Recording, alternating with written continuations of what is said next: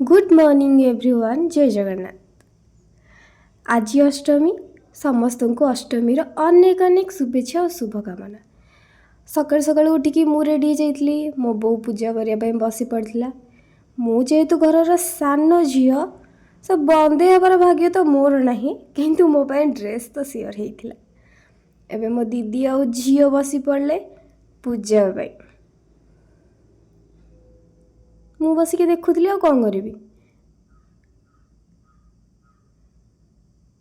पूजा सरला मु बसी पड़े टे ठाकुर को मुंडिया मारिकी आशीर्वाद नापी। पिठा पूजा होता। तापर दीदी स्टार्ट करदेला पिठा। जलखिया होता आमर पिठा। एबे झील को नुआ ड्रेस पिंधिकी रेडी करदेली। तापर मु चलली अलता लगेवाई। अलता पर आमर खाଇବା रेडी होता।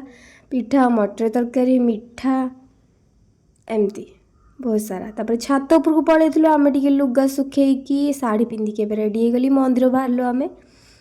फास्ट टाइम जीवन में शाढ़ी पिंधिकी मंदिर जाइली। डर तो लगुला निजे निजे शाढ़ी पिंधिली। अरे बाप रे बाप।